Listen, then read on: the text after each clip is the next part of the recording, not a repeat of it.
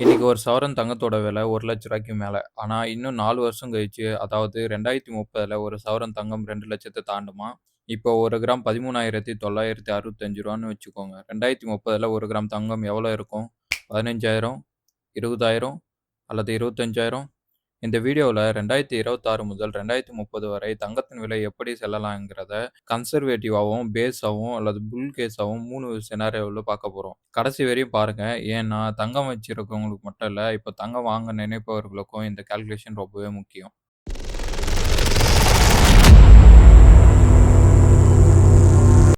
முதல்ல நம்ம starting point என்ன? 2026 ஆகஸ்ட் மாத நிலவரப்படி இந்த கணிப்புக்காக 1 கிராம் தங்கத்தோட விலை ரூ. 13,965ன்னு எடுத்துக்கலாம். அப்படின்னா ஒரு சவரன் ரூ. 1,11,720. அதாவது இன்றைய ஸ்டார்ட்டிங் பாயிண்ட்ட ரூ. 1,11,720 பெர் சவரன்னு வச்சுக்கலாம். ஆனா ஒரு முக்கியமான விஷயம், நீங்க ஜுவல்லரியில நகையா வாங்கும்போது இதுக்கு ஜிஎஸ்டி, மேக்கிங் சார்ஜ் மற்றும் பிற சார்ஜஸ்ல செலுத்துற மாரி இருக்குங்கிறத மறந்துறாதீங்க. முதல்ல கோல்ட் ரேட் அதிகரிக்கிறதுக்கான வாய்ப்புகள ஃபர்ஸ்ட்டு பாத்துடலாம். முதல் காரணம் இன்ஃப்ளேஷன். பணத்தோட பர்ச்சேசிங் பவர் காலப்போக்குல குறையும்போது, தங்கம் ஒரு ஸ்டோரேஜ் வேல்யூ ஆஃப் பார்க்கப்படுது. 2வது காரணம் பார்த்தீங்கன்னா, சென்ட்ரல் பேங்க் கோல்ட கன்டினியூவா வாங்கிட்டு வராங்க. பல நாடுகள்ல சென்ட்ரல் பேங்க்ஸ் தங்களுடைய ரிசர்வ் கோல்டா வச்சிருக்காங்க. 3வது காரணம் ஜியோ பொலிட்டிக்கல் அன்சர்டனிட்டி.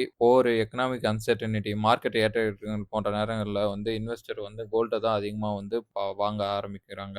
4வது காரணம் பார்த்தீங்கன்னா, இன்ட்ரெஸ்ட் ரேட் மற்றும் யுஎஸ் டாலரு. இன்ட்ரெஸ்ட் ரேட் குறையும்னு எக்ஸ்பெக்டேஷன் இருந்தா, டாலர் வீக்னஸ் ஏற்பட்டா கோல்டோட சப்போர்ட் கிடைக்கும். அதனால அதனால இவை எல்லாம் சேர்த்து வருங்காலத்துல கோல்டு பிரைஸ் அதிகமாகறதுக்கான வாய்ப்புகள் அதிகரிச்சிருக்கு. இப்பதான் முக்கியமான கால்குலேஷன். 2030 வரை 3 சினாரியோவ பார்க்கலாம். சினாரியோ 1 கன்சர்வேட்டிவ், ரொம்பவே கம்மியான வளர்ச்சி அப்படி எதிர்பார்க்கிறோம் அப்படின்னா கூட, வருஷத்துக்கு 8% குரோத் எடுத்துக்குவோம். அப்படி பார்த்தீங்கன்னா, உங்களுக்கு 2026ல இப்போ ரூ. 13,965 இந்த வருஷத்தோட எண்டுல போறதுக்கான வாய்ப்பு இருக்கு அப்படின்னு எதிர்பார்க்கப்படுது.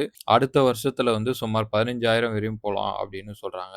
2028ல பார்த்தீங்கன்னா, ரூ. 16,200 வரையும் போகும் அப்படின்னு சொல்லப்படுது. 2029ல ரூ. 17,500 வரையும் இருக்கலாம்னு சொல்லப்படுது. 2030ன்னு எடுத்தீங்கன்னா, கிட்டத்தட்ட 19,000 பெர் கிராம் போறதுக்கு வாய்ப்பு இருக்கு அப்படின்றது நிபுணர்களோட கருத்தா இருக்கு. அப்படி பார்த்தீங்கன்னா, ஒரு சவரன் 1,52,000 வரையும் போறதுக்கு வாய்ப்பு இருக்கு.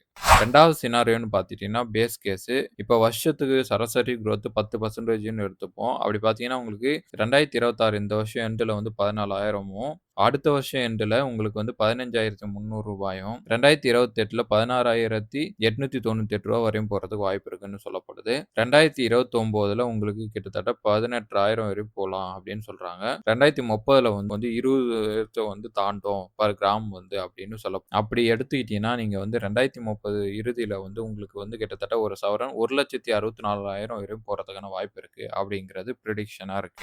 கடந்த காலங்கள்ல கடந்த 2 வருஷம் உயர்ந்த மாரி நல்ல புல் ரேஸ் இருந்தது அப்படின்னு பார்த்துக்கிட்டீங்கன்னா, இப்ப சினாரியோ 3 இப்ப வருஷத்துக்கு 12% வரையும் குரோத் இருக்கலாம் அப்படின்னு நம்ம எக்ஸ்பெக்ட் பண்ணோம்னா, அடுத்த வருஷம் முடிவிலேயே நமக்கு 15,000 வரையும் போறதுக்கான வாய்ப்பு இருக்குன்னு சொல்றாங்க 1 கிராம் தங்கம். 2028ல பார்த்தீங்கன்னா 17,500ஆவும், 2029ல 19,600ஆவும் அதிகரிக்கிறதுக்கான வாய்ப்பு இருக்குன்னு சொல்லப்படுது. 2030 முடிவுல உங்களுக்கு 21,900 அதாவது கிட்டத்தட்ட 22,000 பெர் கிராம் போகலாம் அப்படின்னு சொல்லப்படுது. அப்படி பார்த்தீங்கன்னா கிட்டத்தட்ட 1,76,000 வரையும் போறதுக்கான வாய்ப்பு இருக்குன்னு சொல்லப்படுது.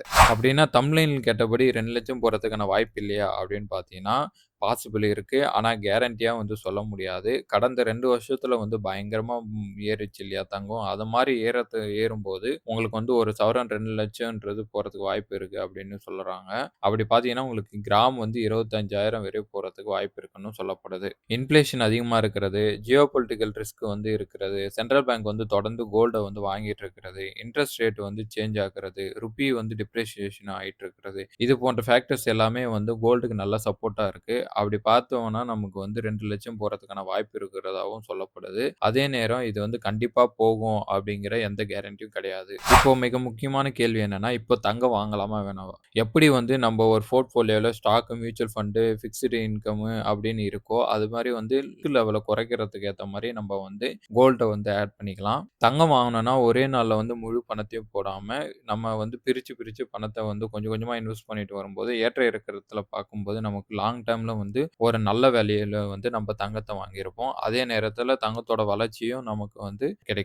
அதேபோல இன்வெஸ்ட்மென்ட் பர்ச்சேஸ பொறுத்தவரையும் நீங்க வந்து பிசிக்கல் ஜுவல்லரியா வாங்காம கோல்ட வந்து டிஜிட்டல் கோல்டா வாங்குறது தான் நல்லது. அதுதான் வந்து இன்வெஸ்டர் ஆப்ஷன்ல நல்ல ஐடியாவா என்ன என்ன கேட்டீங்கன்னா நான் சொல்லுவேன். இந்த கால்குலேஷன் உங்களுக்கு யூஸ்ஃபுல்லா இருந்தா லைக் பண்ணுங்க. இப்ப உங்ககிட்ட தங்கம் இருக்கிறதா? 2030ல தங்கம் வாங்க திட்டமிட்டுருக்கீங்களாங்கிறத கமெண்ட்ல வந்து கோல்டுன்னு டைப் பண்ணி சொல்லுங்க. அடுத்த வீடியோல இதே போல ஒரு பயனுள்ள தகவலோட நான் உங்கள சந்திக்கிறேன். அதுவரைக்கும் நன்றி, வணக்கம்.